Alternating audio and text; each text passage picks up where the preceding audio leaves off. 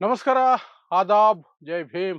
ನಾನು ನಿಮ್ಮ ಭಾಗ್ಯನಾರಾಯಣ ಬೊಗ್ಗವರಪು. ನೀವು ನೋಡ್ತಾ ಇದ್ದೀರಿ ಸುದ್ದಿ ಸರ್ಕಲ್. ಅಮೆರಿಕ ಮತ್ತು ಇರಾನ್ ನಡುವಿನ ಸಂಘರ್ಷ ಪೂರ್ಣ ಪ್ರಮಾಣದ ಯುದ್ಧವಾಗಿ ಪರಿವರ್ತನೆ ಆಗಿದೆ. ಅದರ ಬಗ್ಗೆ ಪ್ರತಿದಿನ ನಿಮಗೆ ವಿವರಗಳನ್ನು ಕೊಡ್ತಾನೆ ಇದ್ದೇನೆ.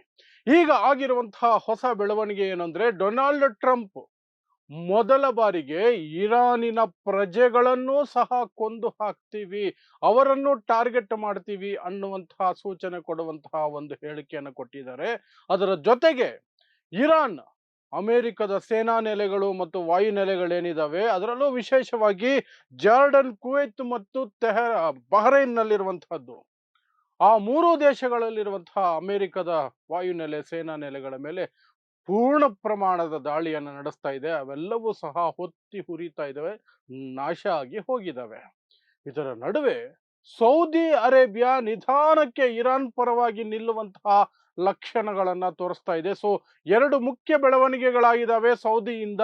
ಆ ಎರಡು ಬೆಳವಣಿಗೆಗಳು ಏನು ಅನ್ನೋದನ್ನ ಆಮೇಲೆ ವಿವರಿಸ್ತೀನಿ. ಅದರ ಜೊತೆಗೆ ನಾವು ನೋಡಬೇಕಾಗಿರುವಂತಹದ್ದು, ಇರಾನ್ ಏನು ವಾದವನ್ನ ಮಂಡಿಸ್ತಾ ಇದೆ, ಯಾಕೆ ಇರಾನ್ ಹೊರ್ಮುಜ್ ಸ್ಟ್ರೈಟ್ ಅಲ್ಲಿ ಹೋಗ್ತಾ ಇರುವಂತಹ ಹಡಗುಗಳ ಮೇಲೆ ದಾಳಿ ನಡೆಸ್ತು ಮತ್ತು ಮುಂದೆಯೂ ನಡೆಸುತ್ತೆ ಅಂತ ಹೇಳ್ತಾ ಇದೆ.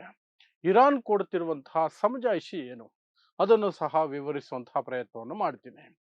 ಮೊದಲಿಗೆ ಅಮೆರಿಕದ ಕಡೆಯಿಂದ ಡೊನಾಲ್ಡ್ ಟ್ರಂಪ್ ಧಮ್ಕಿ ಮೇಲೆ ಧಮ್ಕಿ. ಯಾವ ಲೆವೆಲ್ಗೆ ಅಂದ್ರೆ, ನಾವು ಇರಾನನ್ನೇ ನಾಶ ಮಾಡಿಬಿಡ್ತೀವಿ, ಅಂದ್ರೆ ಸಿವಿಲಿಯನ್ ಏರಿಯಾಗಳನ್ನು ಸಹ ಟಾರ್ಗೆಟ್ ಮಾಡ್ತೀವಿ ಅನ್ನುವಂತಹ ರೀತಿಯಲ್ಲಿ ಡೊನಾಲ್ಡ್ ಟ್ರಂಪ್ ಹೇಳಿಕೆಯನ್ನು ಕೊಟ್ಟಿದ್ದಾರೆ. ಸರ್ವನಾಶ ಮಾಡಿ ಸ್ಮಶಾನ ಮಾಡಿ ಹಾಕ್ತೀವಿ, ಅಳಿಸಿ ಹಾಕ್ಬಿಡ್ತೀನಿ ಇರಾನನ್ನ ಅಂತ ಧಮಕಿಗಳನ್ನ ಹಾಕ್ತಿದ್ದಾರೆ. ಧಮಕಿ ಹಾಕ್ತಿರೋದು ಅಮೆರಿಕ ಆದ್ರೆ, ಧಮಾಕ ಮಾಡ್ತಿರೋದು ಮಾತ್ರ ಇರಾನ್. ಅಮೆರಿಕ ತಾನು ಹೇಳದಂತೆನೆ ಸಾಕಷ್ಟು ಕಡೆಗಳಲ್ಲಿ ದಾಳಿಯನ್ನ ನಡೆಸ್ತಾ ಇದೆ. ಆರಂಭದಿಂದಲೂ ಕಳೆದ 3-4 ದಿನಗಳಿಂದ ನಿರಂತರವಾಗಿ ಇರಾನ್ ಅಲ್ಲಿರುವಂತಹ ಇನ್ಫ್ರಾಸ್ಟ್ರಕ್ಚರ್ ಅನ್ನ ಟಾರ್ಗೆಟ್ ಮಾಡಿಕೊಂಡು, ರೈಲ್ವೆ ಇನ್ಫ್ರಾಸ್ಟ್ರಕ್ಚರ್ ಆಗಿರಬಹುದು, ಅವರ ಬ್ರಿಡ್ಜ್ಗಳಾಗಿರಬಹುದು, ರೋಡ್ಗಳಾಗಿರಬಹುದು, ಇವುಗಳನ್ನ ಟಾರ್ಗೆಟ್ ಮಾಡ್ಕೊಂಡು ಅಟ್ಯಾಕ್ ಮಾಡ್ತಾ ಇದೆ ಅಮೆರಿಕ.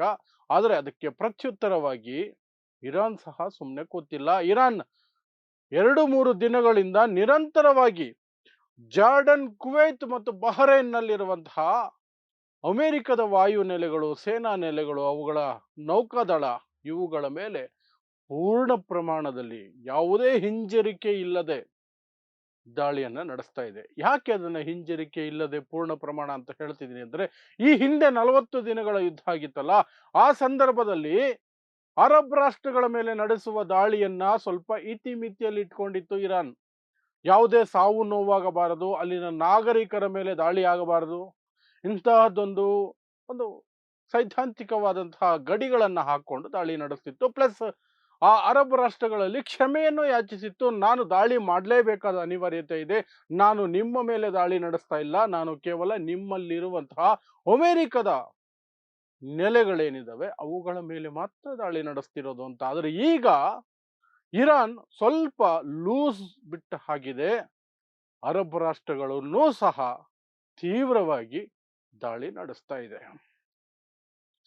ಅಲ್ಲಿರುವಂತಹ ಅಮೆರಿಕದ ಸೇನಾ ನೆಲೆಗಳು, ಅಮೆರಿಕಾಗೆ ಸಂಬಂಧಪಟ್ಟಂತಹ ಕಟ್ಟಡಗಳು, ಕಚೇರಿಗಳು, ಟ್ರೈನಿಂಗ್ ಸೆಂಟರ್ಗಳು, ಬೇಸ್ಗಳನ್ನ ಸಣ್ಣ ಪ್ರಮಾಣದಲ್ಲ, ಕಂಪ್ಲೀಟ್ ತನ್ನಲ್ಲಿರುವಂತಹ ಅತಿ ದೊಡ್ಡ ಶಕ್ತಿಗಳಾದಂತಹ ಮಿಸೈಲ್ಗಳು ಮತ್ತು ವಿಶೇಷವಾಗಿ 2 ಡ್ರೋನ್ಗಳನ್ನ ಅದು ಬಳಸ್ಕೊಳ್ತಾ ಇದೆ. ಒಂದು ಶಹೀದ್ ಅನ್ನುವಂತಹ ಡ್ರೋನ್, ಇನ್ನೊಂದು ಜುಲ್ಫಿಕರ್ ಅನ್ನುವಂತಹ ಡ್ರೋನ್. ಈ 2 ಡ್ರೋನ್ಗಳು ನರಕ ನರಕ ತೋರಿಸ್ತಿದ್ದಾವೆ ಅಮೆರಿಕದ ಬೇಸ್ಗಳಿಗೆ, ಈ 3 ದೇಶಗಳಲ್ಲಿ ಜಾರ್ಡನ್, ಕುವೈತ್ ಮತ್ತು ಬಹ್ರೈನ್ ನಲ್ಲಿರುವಂತಹ ಅಮೆರಿಕದ ಬೇಸ್ಗಳಿಗೆ. ಆ ಮೂಲಕ ಅಮೆರಿಕ, ಟ್ರಂಪ್ ಇವರು ಧಮ್ಕಿಗಳು ಹಾಕ್ತಾ ಇದ್ರೆ, ಇರಾನ್ ಧಮಾಕ ನಡೆಸ್ತಾ ಇದೆ ಅಂತಲೇ ಹೇಳಬೇಕು.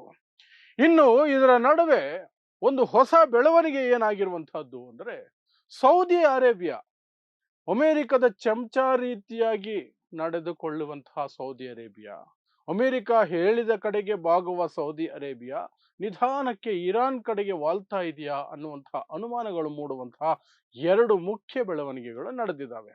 ಒಂದು, ಸೌದಿ ಅರೇಬಿಯಾದ ಮುಖ್ಯ ವ್ಯಕ್ತಿಗಳು ಖಾಮಿನೈ, ಆಯತುಲ್ಲಾ ಅಲಿ ಖಾಮಿನೈ ಅವರ ಅಂತಿಮ ಯಾತ್ರೆಯಲ್ಲಿ ಪಾಲ್ಗೊಂಡಿದ್ದು, ಅವರ ಫ್ಯೂನರಲ್ನಲ್ಲಿ ಪಾಲ್ಗೊಂಡಿದ್ದು ಅದು ಒಂದಾದರೆ, ಎರಡನೇದು ನಡೆದಿರುವಂತಹದ್ದು ಏನು ಅಂದ್ರೆ, ಅಮೆರಿಕ ಒಂದು ಹೊಸ ಯೂನಿಯನ್ ಅನ್ನ ಮಾಡೋದಕ್ಕೆ ಪ್ರಯತ್ನ ಮಾಡ್ತಾ ಇದೆ. ಮಧ್ಯ ಏಷ್ಯಾದಲ್ಲಿ ಒಂದು ಯೂನಿಯನ್ ಅಂತ ಮಾಡ್ತಾ ಇದೆ. ಆ ಯೂನಿಯನ್ ಅಲ್ಲಿ ಇಸ್ರೇಲು ಇರುತ್ತೆ, ಅರಬ್ ರಾಷ್ಟ್ರಗಳು ಇರ್ತವೆ.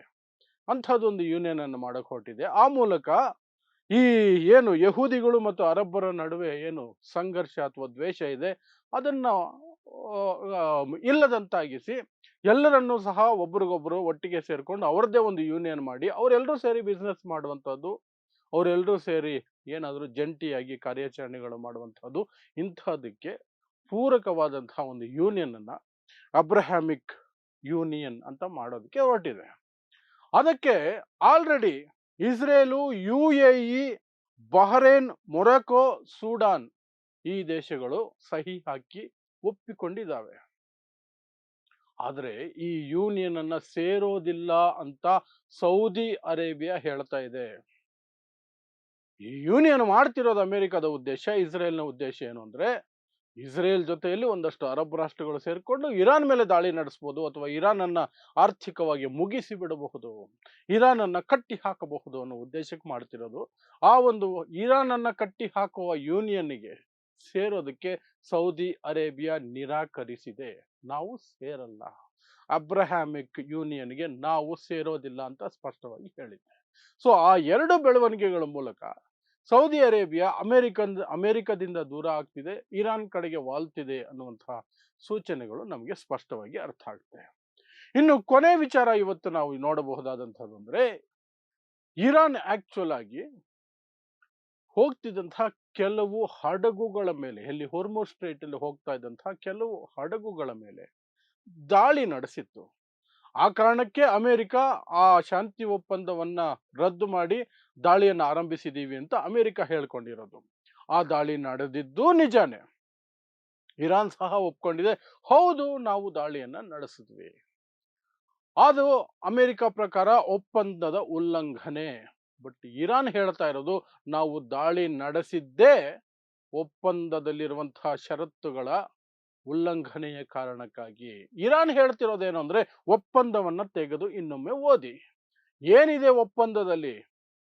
ಈಗ ಶಾಂತಿ ಒಪ್ಪಂದಕ್ಕೆ ಸಹಿ ಹಾಕೊಳ್ತಾ ಇದೀವಿ, ಮಧ್ಯಂತರ ಶಾಂತಿ ಒಪ್ಪಂದ ಇದು. ಮುಂದಿನ 60 ದಿನಗಳಲ್ಲಿ ಪೂರ್ಣ ಪ್ರಮಾಣದ ಶಾಂತಿ ಒಪ್ಪಂದಕ್ಕೆ ಪೂರಕವಾದಂತಹ ಚರ್ಚೆಗಳನ್ನು ನಡೆಸಲಾಗುವುದು. ಅಂತಿಮ ಶಾಂತಿ ಒಪ್ಪಂದ ಆಗ ಸಹಿ ಆಗುತ್ತೆ. ಆ ಸಹಿ ಆಗುವವರೆಗೆ ಅಂದ್ರೆ ಮುಂದಿನ 60 ದಿನಗಳವರೆಗೆ ಹೊರ್ಮುಜ್ ಸ್ಟ್ರೈಟ್ ನಲ್ಲಿ ಸಾಗುವಂತಹ ಪ್ರತಿಯೊಂದು ಹಡಗೂ ಸಹ ಇರಾನ್ ಸೂಚನೆಗಳ ಮೇರೆಗೆ ಆಪರೇಷನ್ ನಡೆಸಬೇಕು. ಇರಾನ್ ಯಾವ ದಾರಿ ತೋರಿಸುತ್ತೋ, ಯಾವ ಸಿಗ್ನಲ್ ಕೊಡುತ್ತೋ, ಯಾವಾಗ ತಡೆಯುತ್ತೋ, ಯಾವಾಗ ಮುಂದಕ್ಕೆ ಹೋಗುತ್ತೋ ಅನ್ನುತ್ತೋ, ಆಗ ಅದರ ಸೂಚನೆಗಳನ್ನ ಪಾಲಿಸಿ ಮುಂದಕ್ಕೆ ಹೋಗಬೇಕು ಹಡಗುಗಳು.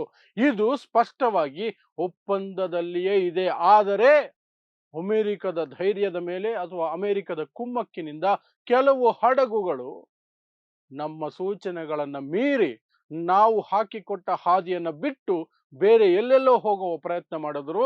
ಹಾಗಾಗಿ ನಾವು ಅವುಗಳ ಮೇಲೆ ದಾಳಿಯಲ್ಲ, ವಾರ್ನಿಂಗ್ ಶಾಟ್ಸ್ ಅನ್ನ ಹಾಕಿದ್ವಿ, ಎಚ್ಚರಿಕೆಯ ಸಿಡಿಯನ್ನ ಸಿಡಿಸಿದ್ವಿ. ಇದು ನಾವು ಮಾಡಿದ್ವಿ, ಮಾಡ್ತೀವಿ, ಮುಂದಕ್ಕೂ ಸಹ ಮಾಡ್ತೀವಿ. ಯಾಕಂದ್ರೆ ಹೊರ್ಮುಜ್ ಸ್ಟ್ರೈಟ್ ನಮ್ಮದು. ಅಲ್ಲಿ ಯಾವುದೇ ಚಟುವಟಿಕೆ ನಮ್ಮ ಅಪ್ಪಣೆಯಿಂದಲೇ ನಡೆಯಬೇಕು, ಇದು ಸ್ಪಷ್ಟ. ಅದರ ಜೊತೆಗೆ ಇರಾನ್ ಹೇಳ್ತಿದೆ, ಈ 60 ದಿನಗಳವರೆಗೆ ನಾವು ಯಾವುದೇ ರೀತಿಯಾದಂತಹ ಶುಲ್ಕವನ್ನ ವಿಧಿಸೋದಿಲ್ಲ, ತೆರಿಗೆ ಹಾಕೋದಿಲ್ಲ. ಆ ಹೊರ್ಮುಜ್ ಸ್ಟ್ರೈಟ್ ಅನ್ನ ಬಳಸೋದಕ್ಕೆ ಯಾವ ಹಡಗಿನ ಮೇಲೂ ನಾವು ಚಾರ್ಜಸ್ ಹಾಕೋದಿಲ್ಲ ಅಂತ ಒಪ್ಕೊಂಡಿದೀವಿ. ಅದನ್ನ ಹಾಕಲ್ಲ, ಬಟ್ ನಾವು ಹೇಳಿದ ರೀತಿಯಲ್ಲಿ ಟ್ರಾಫಿಕ್ ಇರಬೇಕು ಅಂತ. ಆದರೆ ಅಮೆರಿಕ ಹೇಳ್ತಿರೋದು, ದಾಳಿ ನಡೆಸಿದ್ರು ಅದಕ್ಕೆ ನಾವು ದಾಳಿ ನಡೆಸ್ತಾ ಇದೀವಿ, ಒಪ್ಪಂದವನ್ನು ರದ್ದು ಮಾಡ್ಕೊಂಡಿದ್ದೀವಿ ಅಂತ. ಇದರ ನಡುವೆ ನಿನ್ನೆನೆ ನಿಮಗೆ ಹೇಳದೆ, ಅಮೆರಿಕ ಮಾಡುತ್ತಿರುವಂತಹ ಕುಚೇಷ್ಟೆ ಏನು ಅಂದ್ರೆ, ಜಗತ್ತಿನ ಬೇರೆ ಎಲ್ಲ ದೇಶಗಳಿಗೂ ಹೇಳ್ತಾ ಇದೆ, ನಿಮ್ಮ ಹಡಗುಗಳಿಗೆ ಹೊರ್ಮುಜ್ ಸ್ಟ್ರೈಟ್ ನಲ್ಲಿ ನಮ್ಮ ನೇವಿ ರಕ್ಷಣೆಯನ್ನು ಒದಗಿಸಿಕೊಡುತ್ತೆ, ನಮಗೆ ನಿಮ್ಮ ಸರಕಿನ 20% ತೆರಿಗೆಯನ್ನ ಅಥವಾ ಒಂದು ಟೋಲನ್ನು ನಮಗೆ ಕೊಡಿ. ನಮಗೆ ನೀವು 1 ಕೋಟಿ ರೂಪಾಯಿ ಸರಕನ್ನ ಆ ಹಡಗಿನಲ್ಲಿ ಹೊರ್ಮುಜ್ ಸ್ಟ್ರೈಟ್ ಮೂಲಕ ದಾಟಿಸ್ಬೇಕು ಅಂದ್ರೆ ನಾವು ಸೇಫ್ ಆಗಿ ದಾಟಿಸ್ತೀವಿ. 1 ಕೋಟಿಗೆ 20 ಲಕ್ಷ ರೂಪಾಯಿ ನಮಗೆ ಹಣ ಕೊಡಬೇಕು. ಇದು ಅಮೆರಿಕ ಯುದ್ಧದ ನಡುವೆ ಲೂಟಿ ಮಾಡೋದಕ್ಕೆ ಹೊರಟಿರುವಂತಹ ತಂತ್ರ. ಆ ಕಡೆ ಇರಾನ್ ಹೇಳ್ಕೊಂಡಿರೋದು, ಒಪ್ಪಂದ ಮಾಡ್ಕೊಂಡಿರೋದು ಮುಂದಿನ 60 ದಿನಗಳವರೆಗೆ ಹೊರ್ಮುಜ್ ಸ್ಟ್ರೈಟ್ ನಲ್ಲಿ ಇರಾನ್ ಯಾವುದೇ ಟೋಲ್ ಹಾಕೋ ಹಾಗಿಲ್ಲ, ಯಾವುದೇ ಹಣ ವಸೂಲಿ ಮಾಡೋ ಹಾಗಿಲ್ಲ ಅಂತ. ಬಟ್ ಅದೇ ಹೊರ್ಮುಜ್ ಸ್ಟ್ರೈಟ್ ನಲ್ಲಿ ಅಮೆರಿಕ ಹೇಳ್ತಿದೆ 20% ಕೊಡಿ ನನಗೆ ಅಂತ. 20%. ಸೊ ಇಲ್ಲಿ ನಿಮಗೆ ಅರ್ಥವಾಗುತ್ತೆ ಅಮೆರಿಕದ ಕುತಂತ್ರ ಏನು ಅಂತ. ಇದರ ನಡುವೆ ಇಸ್ರೇಲ್ ಕೀ ಕೊಟ್ಟು ಡೊನಾಲ್ಡ್ ಟ್ರಂಪ್ಗೆ ನಿನ್ನನ್ನು ಕೊಲ್ಲೋದಕ್ಕೆ ಪ್ರಯತ್ನ ಮಾಡ್ತಿದ್ದಾರೆ, ನಿನ್ನನ್ನು ಕೊಲ್ಲೋದಕ್ಕೆ ಪ್ಲಾನ್ ಮಾಡಿದ್ದಾರೆ, ನಿನ್ನನ್ನು ಕೊಲ್ಲೋದಕ್ಕೆ ಪ್ಲಾನ್ ರೆಡಿ ಆಗ್ಬಿಟ್ಟಿದೆ ಅಂತ ಟ್ರಂಪ್ನ ಹೆದರಿಸಿ ಈಗ ಮತ್ತೆ ಯುದ್ಧವನ್ನ ತಂದು ನಿಲ್ಲಿಸಿರುವಂತಹ ಸುದ್ದಿಗಳು ಹೊರಗಡೆ ಬರ್ತಾ ಇದ್ದಾವೆ. ಅದು ಇನ್ನೂ ಸ್ಪಷ್ಟತೆ ಸಿಗಬೇಕು.